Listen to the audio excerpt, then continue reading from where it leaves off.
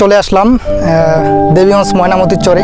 তো এখান থেকে ময়নামতির যে বাগানটা সেখান থেকে কিন্তু অনেক সুন্দরভাবে দেখা যাচ্ছে। ময়নামতিতে তেমন একটা মানুষজন নাই, হয়তো বিকেল টাইমে আসবে। বর্তমানে আমি কিন্তু আছি দেবীগঞ্জ করতা সেতুর উপরে, এই যে সাথে আছে ফ্রেন্ড। আমি কিন্তু বর্তমানে ডিসি পার্কের সামনে আছি, উপর থেকে কিন্তু ডিসি পার্ক দেখতে পারতেছে।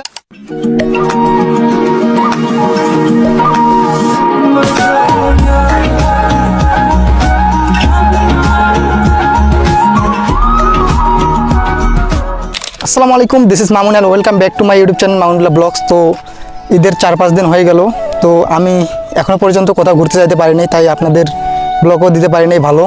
তো শুধু স্বপ্নপুরি গেছিলাম, ওখানকার একটা ব্লগ দিয়েছিলাম, আর কোনো ব্লগ দিইনি। তো আজকে দেবীগঞ্জের যত সুন্দর সুন্দর জায়গা আছে সেগুলো আপনাদের ঘুরে দেখাবো।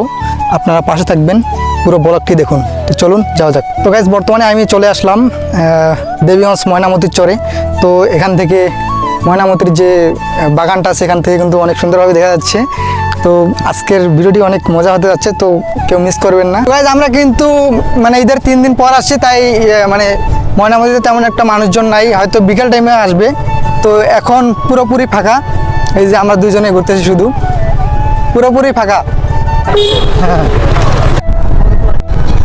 তো গাইজ, বর্তমানে আমি কিন্তু আছি দেবীগঞ্জ করতা সেতুর উপরে, এই যে সাথে আছে ফ্রেন্ড বা ভাই যাই বলুন।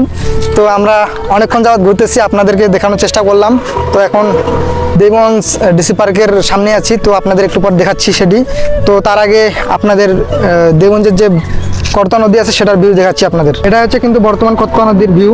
তো মাশাআল্লাহ অনেক সুন্দর। তো গাইজ, আমি কিন্তু বর্তমানে ডিসি পার্কের সামনে আছি, উপর থেকে কিন্তু ডিসি পার্ক দেখতে পারতেছেন। তো আপনাদের দেখাই দেয় উপর থেকে ডিসি পার্ক, এই যে ডিসি পার্কের বর্তমান অবস্থা। তো হচ্ছে উপর থেকে সব কিছু দেখা যাচ্ছে, শুধু রাইডগুলো যেগুলো রাইড আছে ওইগুলো নিতে পারবেন ভিতরে ঢুকে, আর উপর থেকে কিন্তু সব কিছু দেখা যাচ্ছে। দেখতে পারতেছেন অনেক সুন্দর ডিসি পার্ক, এর আগেও দেখাইছিলাম আমি। আর এখন মানে ঈদের পরের দিনের থেকেও একটু মানে মানুষজন কম, হয়তো বিকেল টাইমে আসবে। তো আপনাদের একটু ওইদিকে ভিউটা দেখে আসি।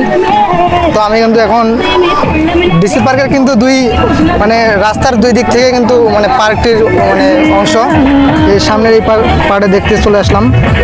তো এই পাশে নৌকা আছে, ট্রেন আছে, আরও ভূতের বাড়ি এগুলো আছে। তো এখানে এই যে লাভটা আছে, এখান থেকে আপনার ছবি তুলতে পারবেন। তো এই আর কি ডিসি পার্কের অবস্থা। ভিতরে প্রবেশ করলাম না, কারণ সময় নাই, বাসা যেতে হবে।